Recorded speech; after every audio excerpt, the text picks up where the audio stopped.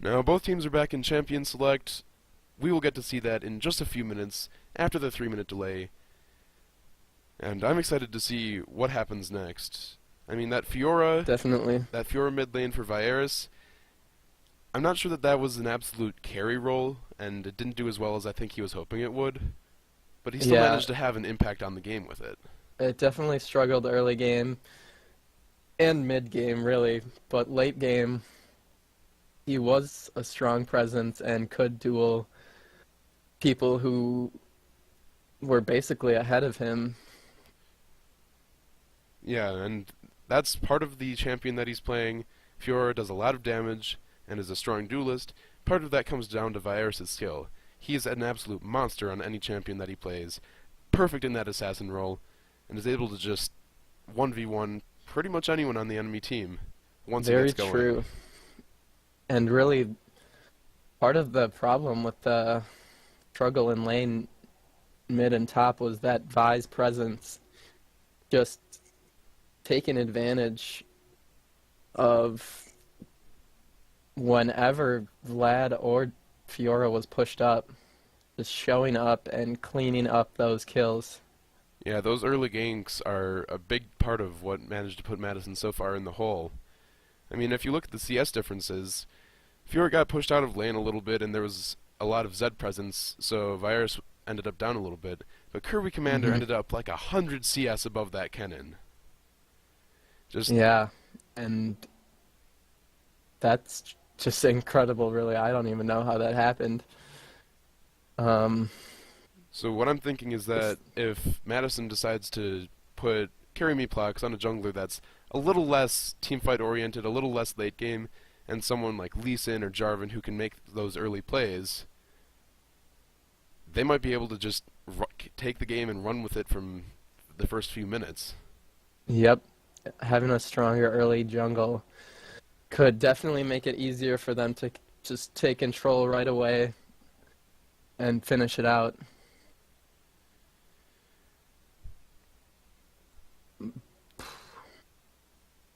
I'm excited. I'm interested to see what bans are drawn, even though with the normal spectate function you don't get to see them.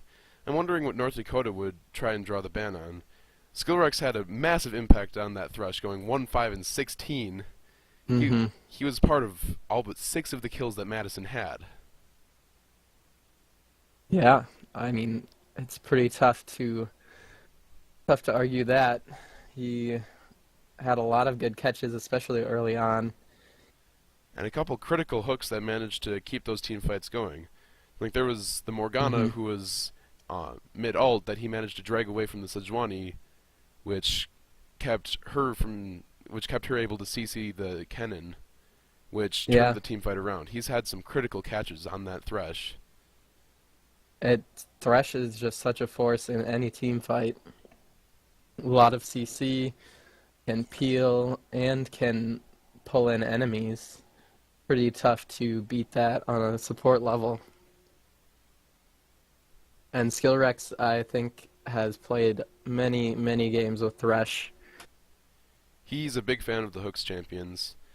So, It looks like the Madison team is in-game now, so we are able to see which champions they ended up picking. Madison on the blue side this time. wow, a Wukong jungle coming out. And Very interesting. Kirby Commander on another top lane carry role, that Irelia pick. And Irelia will be going against Jax. That is a pretty even matchup. And will be interesting to see who can come out on top. And then Anytime Jax tries to come in with a counter strike and stun, Irelia can stun and just walk away. And then in that mid lane, there's Vaerris again with another unconventional pick with the Rise against LeBlanc. And that could be a bit of a struggle for Rise, especially early. But if he manages to not give away too many kills late game, it will be a huge, huge advantage having Rise over LeBlanc. The late game of Rise is one of the strongest late games in the game. LeBlanc, if she's able to burst him out early, could be a difficult lane for Vaerris. I'm just interested to see where the skill of that mid laner is able to, if he's able to keep himself alive in that lane and get to that late game rise threat. Definitely. And I think with that heal, that's really his goal. He doesn't want to give away kills, just try and survive in lane, get some CS. I think that will be a big focus of the junglers, because if North Dakota can get that LeBlanc rolling, that could be huge and pushing for their lead and shutting down that rise. And if they don't get that going, then they will be at a huge disadvantage. And looking at the North Dakota team comp, that looks like something out of Season 2, with the Sivir to speed everyone up, the Alistair to keep everyone CC'd, and the Jarvan and Jax to just go in, lock everyone down and do tons of damage, with the LeBlanc to pick off any stragglers. That's absolutely something out of Season 2. Yes. Just lots of damage all around. Very Season 2. Haven't seen too many Alistars for a while. I'm interested to see how that lane matchup goes. I mean, Sivir has her spell shield against the Thresh hooks, but if she spell shields one, there's another coming in about 10 seconds, and that spell shield is on a good 20-second cooldown in the early ranks. That is very true, but she does have the Alistar to back her up. In the event of a hook, Alistar can just go in and pulverize that Corki, lock him down, and do a lot of damage. I'm not even sure that this is going to come down to Skillwrecks' hooks. If you think about it, all Thresh has to do is walk up, maybe flay someone, get an auto attack or two, Corki pops his Q, and there's half of Sivir's health. That is very true. Corki will have that good harass with his phosphorus bombs, and later on his missiles as well. And I'm liking the different late game strengths of the Madison team. Corki is going to be very strong early game. Thresh, his hooks can make a big difference. Wukong, once he hits 6, really, is a giant power spike for him. He's going to have a big impact. And then later on, you have that Irelia, you have that Ryze. Those solo laners for Madison are just going to dominate in the late game. Yeah, they have a couple of the strongest late game mid and top laners, which will be very effective if they can hold out and stall long enough. So that will really be the story of this game. Can they hold off on kills for the early and mid game, stay in the game long enough for their comp to just become stronger? And just thinking of the team fights here, the solo lanes for North Dakota are going to be very strong, very tough to deal with the LeBlanc up very impressive in lane, and Jax once he hits 6. Certainly. But looking at Madison's team, that team fight with the Wukong, the Irelia, and the Ryze, and with Corki dishing out damage from the backline, that's a lot of damage from everyone on Madison's side. Very true. Very true. Jeremy Plox getting hit with that flag toss. Not damaged, but it shows where he is. And they're pretty much just both hanging around river. No one being aggressive. No vision on red. Playing it safe. But North Dakota has seen, or both sides have seen that they're inclining towards the bottom side. So it makes sense that Jarvan would be starting on the Grump, and Wukong starting on the red side, whichever camp he wants to go to. Certainly. And we might see an early gank bot with a level 2 Jarvan and Alistar. It's possible, probably not, but we'll see what kind of cheese they're going for. With that Sivir boomerang, there's a lot of damage coming in. Mm-hmm. And that Jax dance, chilling in that bush.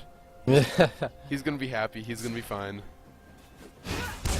And he's going for the blast start that might give him an advantage early if he's able to bully out Irelia quickly enough without Irelia being able to sustain in order to compensate for that. And Irelia's sustain is something that might be a little suspect early, but later in the game, that's going to be a force to be reckoned with. I think at level 6 and beyond, I think Irelia is actually going to win those trades if her ultimate is available. Definitely. And her going Doran's Blade start will give her an advantage later on over the Jax who has the Flask. And LeBlanc, keeping up that consistent poke. Every time her W's up, she keeps distortioning in, trying to get some harass down onto that rise. Not sure how much damage it's doing at the early ranks, but she's burning a lot of her mana. Hook lands onto that Alistair. Oh, wow. Pulverize going to keep Early himself hooks. pretty safe, Devastating. but still a lot of damage coming in. Nice hook by Skillwrecks. And Skillwrecks consistently catching out an enemy player at that level 2, which is a huge, huge advantage early on for Madison on that in that bot lane. And it looks like Sivir might be getting shoved onto her turret, and early Sivir is unable to farm effectively under turret at all. And if she wants to get any CS at all, she's going to be burning Qs and Ws, just shredding through her mana, trying to get either CS, or she just sacrifices it to the turret. So Very true. That's a good situation that Madison's bot lane is putting themselves in. And there's a bit of a CS lead bot lane for Corki, but could Another see that hook lands turn around a onto little bit. Alistair. Oh wow, nice catch on Alistair, but Pulverize. Skillwrecks getting caught out still and taking a lot of damage. Alistair was And able to pulverize him just inside of turret range. And that is the danger of engaging on an Alistar near your turret. They'll have to be careful for that. Wow. Rise managing to trade fairly even maybe to his advantage early against this LeBlanc. And He does have the elixir though, but so does he. both sides of Flask. There's the first And we Wukong have gank. a gank. There goes going the down Irelia. bot, Flash and- burned Oh. by the Jax, followed closely by Kirbycommander. Jax storms away to the minion wave. He's going to be alright. But Irelia actually bullying out the Jax here. That's going to be a big impact later in the game. Chain missing from the Definitely. LeBlanc. And we might see a teleport coming in for Jax to get back in lane quickly. Jarvan's Oh, moving hook himself just towards the mentioned- mid lane just a little bit, seeing if he can put down some early harass on that relatively immobile rise. And So that spotted could be by- bad if by the this ward. works out. And nice dodge There's by the Vaerris. slow. Getting There's the- away from the knockup. There's the Has chain. to flash, but he doesn't die, which is a very nice bonus. But now both of Rise's summoners are down. There's a good 2-minute is window true. there where he's going to be vulnerable to ganks. Doesn't have heal available, doesn't have flash available. Yes, he will have to play it very safe. Make sure he's warding and make sure he's just sticking to his turret. Skillwrecks, Hook just misses. he wanted Hits the a minion. instead. No, he wanted the minion. Yeah, maybe he did. There's the pulverize from Alistair. And Skillwrecks Holy Skillwrecks into the wall. almost got knocked up again. But he flashes that Jarvan flag and drag, and keeping that himself was a safe. good call on his part, making sure he doesn't give away an early lead. Still no first blood for both sides, even though this has been a very bloody matchup so far. Both sides going pretty ham on each other. Yep. There's been a lot of fighting in lane. And I think so far this really gives the advantage to Madison because like I said, they have the advantage. The longer this game goes on without North Dakota getting out of control, the more advantage Madison will have. Skillwrecks bullied into that turret by the Alistair, but he's just going to walk out. He's going to be pretty safe. Only has about 300 HP left and he's out of mana, so he's probably going to want to go back. Irelia has hit 6 first though, but that Jax is staying very aggressive. There goes the Irelia ult. She's out of mana. She'll probably push that lane and head back home for her first back. Get some items. Vaerris is going back. He's got 1200 gold. I have a feeling he's going to be picking up a catalyst just to get a jump on his Rod of Ages build. Oh no. Going for the going tier. for the tier first. And then the health And- crystal, which I'm thinking is going to go for that catalyst. And that really, to me, says that he feels safe enough that he can get away with that. The LeBlanc not feeling like a threat for him, that could prove to cause some problems later, we'll see. And the lack of combat stats offered by the tier early is actually really well made up for it if he can get it fully stacked. Yeah, it's definitely a investment buy for later on. Get those stacks going as early as possible. And depending upon how much he's able to spam his spells and get that thing stacked, we might be seeing a fully stacked tier by the 20-minute mark. Probably right about the time he's going to be finishing his Route of Ages too. Kirby Commander dodging the flag and drag, engaging on that Jarvan, putting down some good damage, but he's just going to walk out totally safe. And it's looking like a farm lane more or less top. Kirby Commander doing a good job freezing this lane near his turret.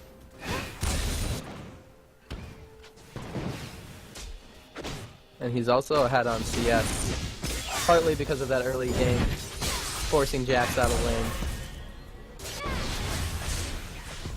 And the extra mana on that rise, when he gets it in, is going to be a big help. That's an extra 1,000 mana, and since Rise is everything scales with mana, that's going to be a potent amount of damage he's going to be dishing out later in the game, once he gets that fully stacked.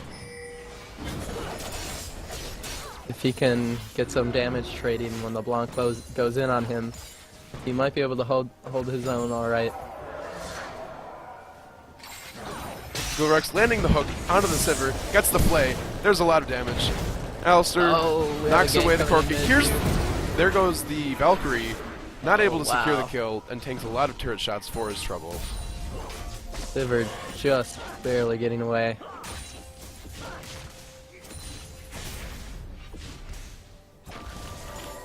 And it looks like it's gotten to the point where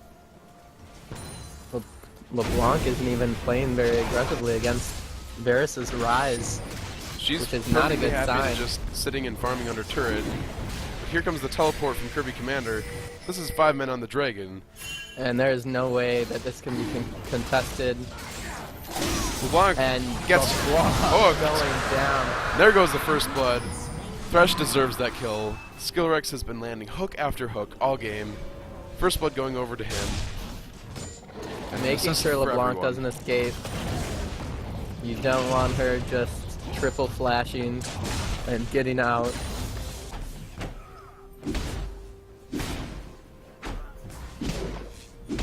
Meanwhile, Jax has hit that level 7, so you're hearing that Jax pounding on the turret noise.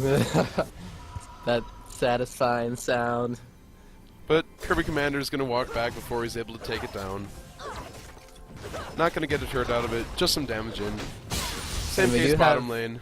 Bot lane pushing as well. That's really the fallout from their focus on the dragon. Just some damage going down on the turrets. None of them go down though. Sivir's got to be pretty happy with that. She's been forced under turret pretty much all game, forced to burn a lot of mana on just trying to CS. But she's been doing a good job keeping relatively even with Corki. Yeah, it's very close CS-wise bot lane. Top lane is another story. Kirby Commander getting 20 CS ahead. He's just a god with that CS. A strong force in lane. Here's that Jarvan, but he's only half health. He's level 6 though. He's going to be able to use his ult. We could see some lockdown going There's down. There's the Kirby though, Commander getting stunned. There's the flag and drag.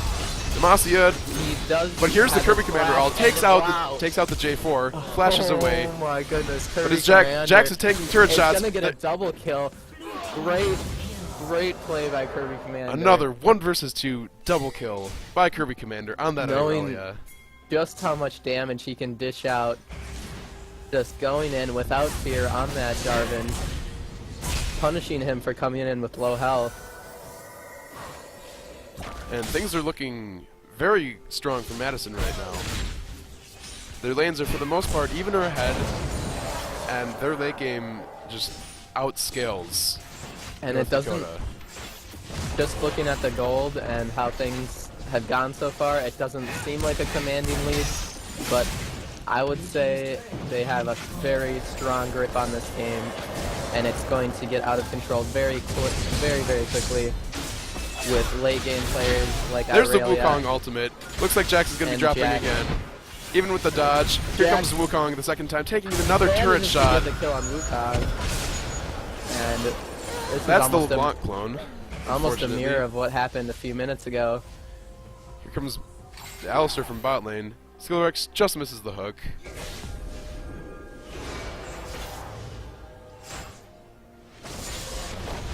But he North can't hit Dakota. them all. Whoop. Can't hit all the skill shots. Nope. Here comes kirbycommander. Doesn't even need to finish off that turret. He's happy to just back nearby, let the turret fall to the minions. Deny some more farm for Jax or Sivir, who will be coming in to take this. And Corky, So look, he has just a full lane of CS to scoop up their bot. He's going to be getting a big advantage on that Sivir. With that CS bot, even though Sivir's trying to deny CS to the Jax up top, which is putting kirbycommander even farther ahead in that 1v1 matchup. yeah, that Jax will not be able to 1v1 kirbycommander at this point, especially with Sivir snagging some of that farm. Unless he very, very much outplays kirbycommander, which, as we've seen, is pretty tough to do. And it looks like they've gone for a full lane swap here. Jax in the bot lane trying to hold off that Corky, and the Sivir and Alistar in the top lane seeing what they can do against kirbycommander. And I think this is just their response and trying to keep kirbycommander down so he doesn't just take control of the lane. And I actually think that's a really smart play by North Dakota. And that is, yes, kirbycommander's probably not very going to be able to smart play. secure any kills because as soon as he goes in, that Alistar is just Wow. going to pulverize him. But he misses the but pulverize. maybe he will yet have something to say about this. Jax gets hooked by the Thresh. There's the box. Taking a lot of damage. Hopping to the ward. He's going to be okay. But Jax dropped to less than Could half have a health. gank going down mid. Vaerris in a bad spot. Almost takes down LeBlanc. Not quite. And that's the immobility of that Rise. As soon as Very he gets true. Demacia, he has nowhere to Oh go. no! There's the and Sivir, Kirby's the last sword's auto going attack down to as finish well. everything off. Kirby coming in, seeing what he can and do. He could be in a bad spot if he goes in on this. He's in a He's 1v4 looking like he right wants now. to. But there's a I don't LeBlanc know- right there. Oh wow! He takes Drops down the LeBlanc instantly. LeBlanc. Skillwrecks just misses the hook. kirbycommander does not care. Double kill for her. Okay. Valkyrie for Corky. But Jarvan flags and drags over the Wraith Pit. He's going to be okay. So that's an overall 2-for-2 trade. Both teams coming out pretty much even in that. And just 2 more kills going on to kirbycommander. He has finished his Trinity Force. He's going to be putting down the hurt. He will be putting down so much damage. Skillwrecks flashes, just misses the hook. That's an unfortunate thing for him. But I have faith that he's going to have quite a bit more impact in this game. Vaerris, Can't catch them all. Provoked in a really bad spot. but that Jax is behind in CS. And will And fall to he's the going Wukong after who's in the Rise, area. But And it looks like manages to they're finish him off. doing the Strag, and even though there's an Alistar and LeBlanc waiting in the wings, both of them are full health, both of them, or at least LeBlanc has her ultimate available, so there's going to be 2 of whatever spell she decides, if she decides to engage, but she doesn't. Uncontested Dragon for Madison. That is Once Dragon number again, 2. Madison is taking complete ownership of this Dragon Pit. Been destroyed. Giving up the top turret, but I'd say that that's worth. Dragon number 2 gives you the extra tower pushing pressure, and that's going to stack up really nicely, especially with all the other Dragon bonuses that I'm hoping Madison is able to get later into this game. Definitely. And I'd like to point out earlier that in lane, Rise was fearlessly trading with LeBlanc and coming out ahead, which marks a pretty big turning point when he is able to essentially 1v1 LeBlanc and win, which does not bode well for North Dakota. I'm going to be excited to see all the Rise statistics after this about Rise being played mid lane after this game. Yeah. He's done a great job against a usually oppressive lane matchup, and Rise scales really well into the late game, so This is going to be Yeah. exciting to see. He was able to survive all game until that one. It was basically a 4v1 gank. And he's finished his Rod of Ages, so he's going to get a lot tankier and get all of the combat stats that he wants. Health, mana, ability power, all of the nice things headed in Ryze's favor. Right, with that Rod of Ages and tier now about halfway stacked, you will be pumping out plenty of damage.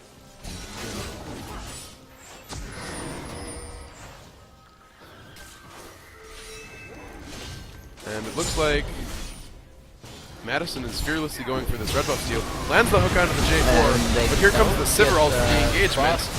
Absolutely blown up by that Wukong. They are just wrecking everything in sight.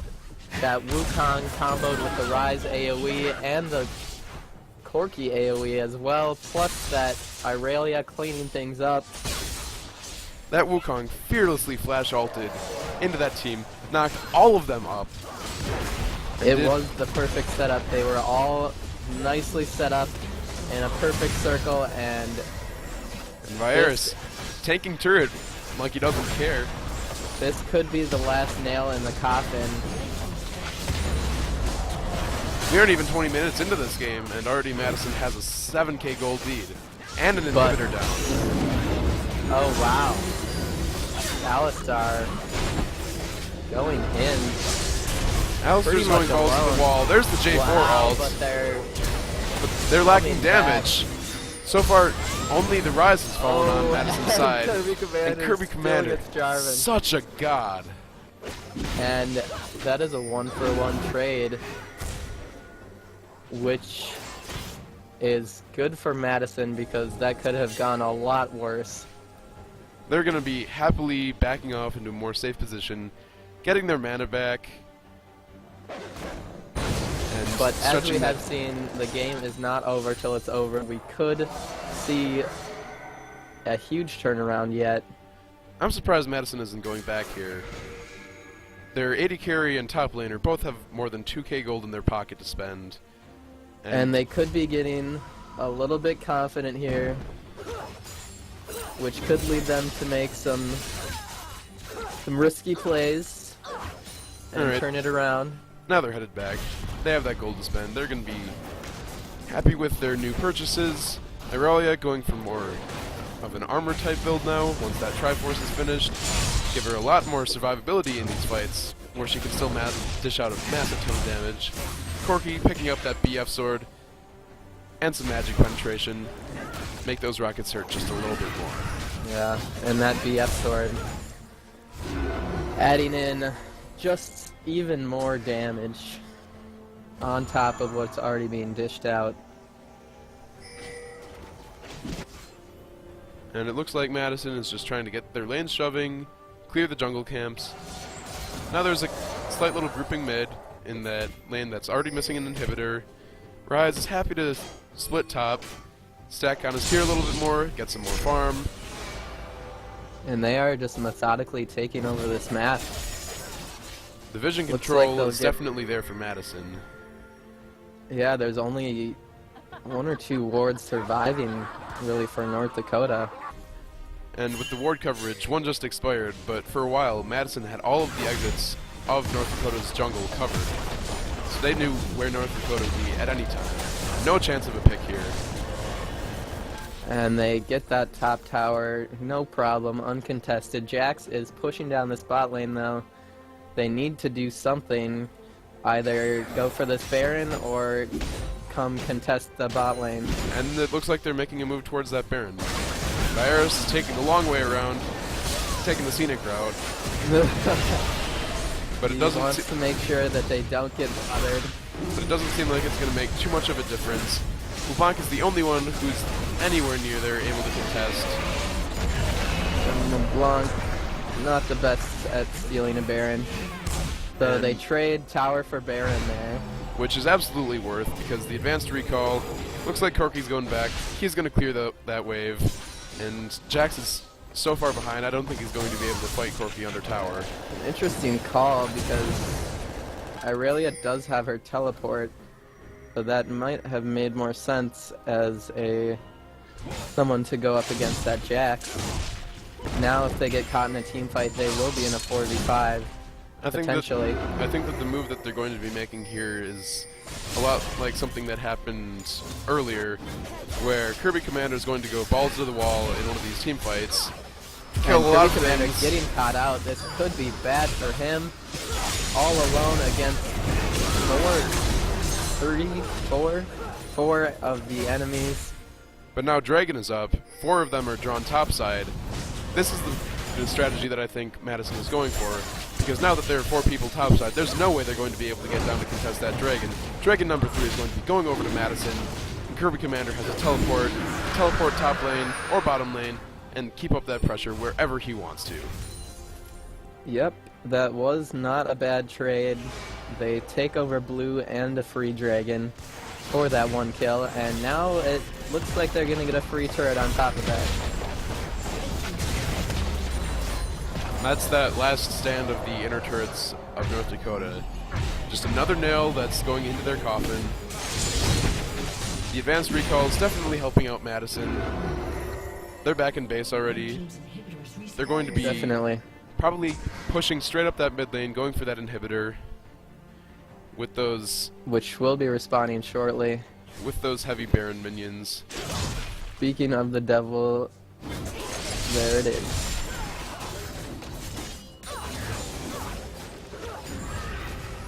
So North Dakota putting their red buff on Sivir.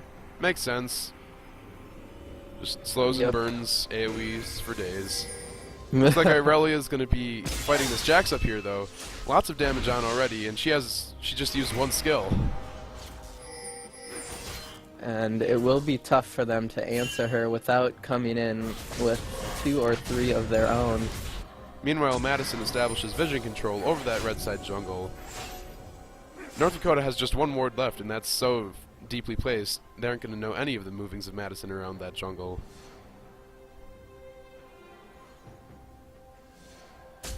It looks like Irelia's doing that split push. It's a 1-4 split push, top and bot, pretty much avoiding the exposed inhibitor, which I'm not sure is the right call. But there Yeah, comes the Sivir that ult seems like here that for would the make more 5-man sense. engagement. We Here do comes have Kirby-Commander's Irelia coming teleport in. for the counter engage. You could get Alistar caught. Might not be the best person to catch, though. But North Dakota backs off. Critical ultimate burned for North Dakota. That Sivir ult makes engages and disengages very much a real thing for them. And as we saw, it did save Alistar there.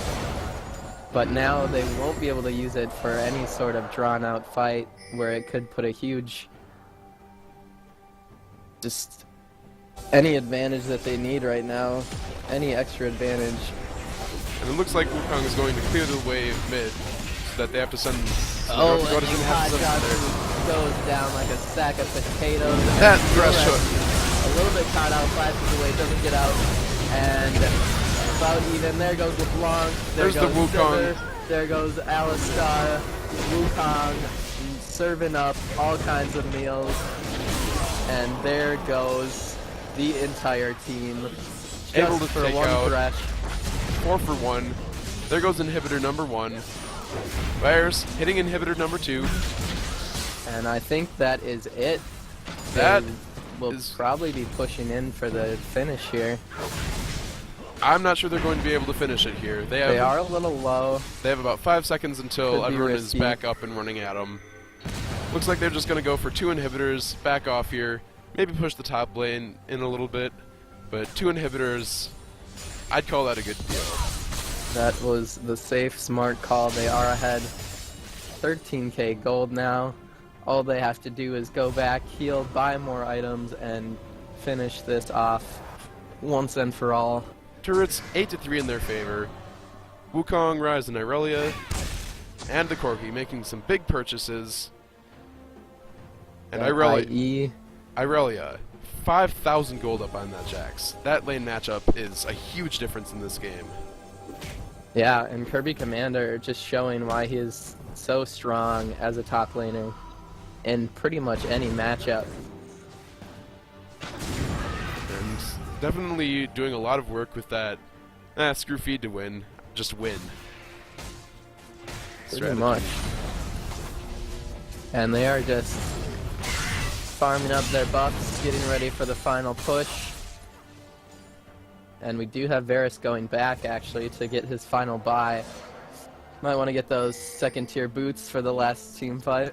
And he got the Spectre's Cowl, just a little bit of extra magic resist. Keep himself a little bit safer from that LeBlanc Shred. And Definitely. both of his stacking items are fully stacked. I'd say Rise has hit his late game. Oh, there's that could Sivir have ult. Kirby Commander getting caught out here. 5 men going onto Rise Kirby is Commander.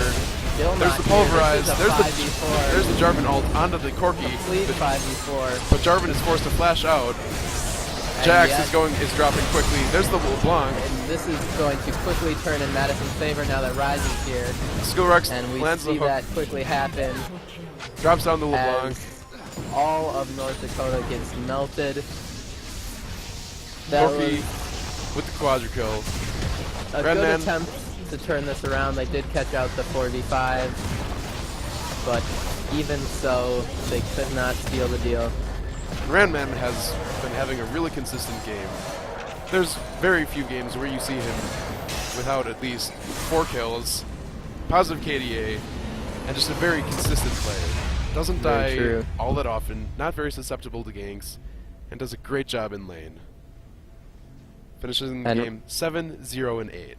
And really, a solid job all around for Madison. No weak link there at all. A So lot cleaner game that time. There wasn't really any point at which they suffered a huge loss. there were a either couple. There were a couple plays that seemed a little bit questionable at first, but they were able to capitalize on any of that mistake. Like when Irelia got caught 4 versus 1 out in the top lane, Madison was just grouping for a dragon. So Mhm. it seemed that any mistake that Madison might have been making, they were able to turn around into something that worked in their favor. Yeah, most trades going even or far more than even. And just again stating Madison's dragon control. They've rarely given up a dragon in any of the matches that I've seen this weekend. They've just been doing a great job controlling that objective, and the little bonuses from that have snowballed any little victory they can get into something that can carry the game. And it looks like that's it then. Yep, in the best out of 3 match, Madison takes the first 2 games. The series is won. They played 3 series this game. All of them, they've 2-0'd the opponents. Good job to the Madison team. They've been looking really strong this weekend. Yes, fantastic play all around. But Madison coming out ahead, not one dragon lost, and the second game was just a commanding game, taking over every aspect of the map and sealing the deal in style. So I think that pretty much wraps it up for tonight on the Madison's Tespa League. Thanks for watching, everyone. Be sure to Hope you tune in next enjoyed. time. We'll be streaming whenever the Madison League has a Tespa game, and we'll be sure to advertise on all the social media that you expect from us. Thanks for watching, guys. See you next time.